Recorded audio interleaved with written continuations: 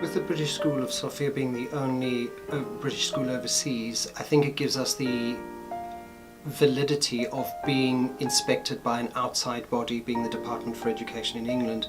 They come in, they make sure that what we do here is what you would see in a British school.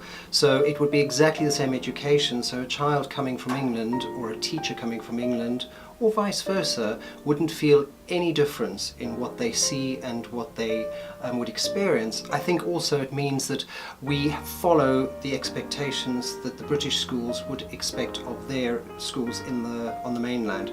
So it would be the British values, the idea that safeguarding is important, that there's a continuation of the education that we give to the children, and this I think is what makes us the only British school in Bulgaria, because we do exactly what would be expected of a British school in England. The British curriculum is one that's very wide in what it covers, and it is quite an aspirational curriculum because it expects the children to develop in many areas, not just academic areas. The British curriculum also is one of the gold standards for across the world, so especially in an international environment it allows the children to move between countries quite confidently. The British curriculum itself covers everything, including social, moral, cultural and spiritual, which I think is an element sometimes lacking in other curriculums. The curriculum as well is very broad in what it expects the children to know, and it builds constantly on what happens. We expect our children as well to be well-rounded children, exposed to many different cultures, many different ideas, many different thoughts, and this is what the curriculum's foundation is right from the early years up until they finally leave the school at 18. I think for an international parent, the most important thing about a British curriculum is, as I've said earlier on, is that it is something that they can transfer. We would expect that international parents move, and so do the children, and therefore the British curriculum allows them to move between countries because it is a common language spoken by all British schools throughout the world. And even if it isn't a British school that the child will then go to, or the parents want the children to go to, it allows those schools to understand where they're coming from, because it sets a bar and it is something that people aspire to. So I think it gives the international parents a confidence that the education they get, no matter where they are in the world, is one that holds up wherever they go.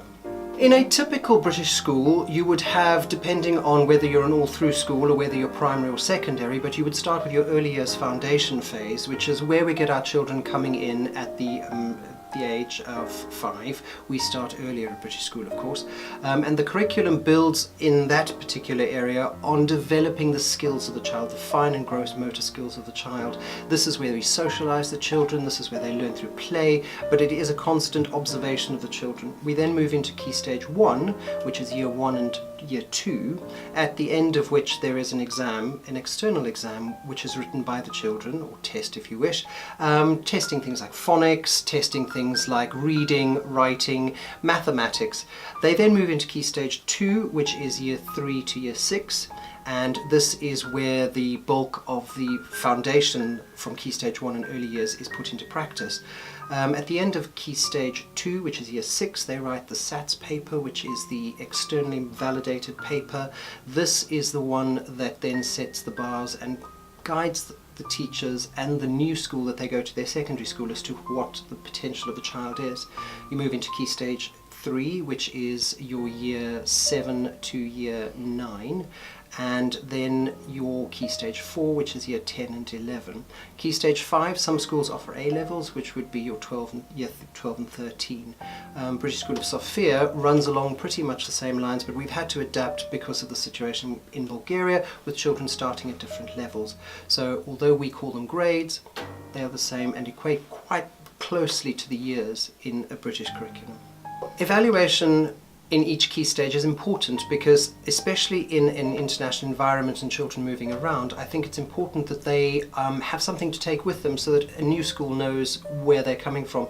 But more importantly for us here is that when you evaluate children, teachers are able then to see which children need support, which children need challenge, where we need to focus our attentions on with particular children. So it's very bespoke. So testing, although some people may not enjoy it, is quite a valuable thing. We at our school do it The main ones would be at the end of Key Stage 1, where we test, as we would in Britain, the phonics and the reading and writing. We then also, and this is where we change, we have a evaluation at the end of Year 6, Grade 6, which is an externally validated paper, the Cambridge International Primary. And then again in Year 8 they do the Cambridge International Secondary 1. And then finally, at the end of grade 10, they do their IGCSEs. These are important exams because these are the ones that carry throughout their lives in the British system. And for us, as a British school, we've chosen the International Baccalaureate, and at the end of that, they write an internationally moderated exam, which is external.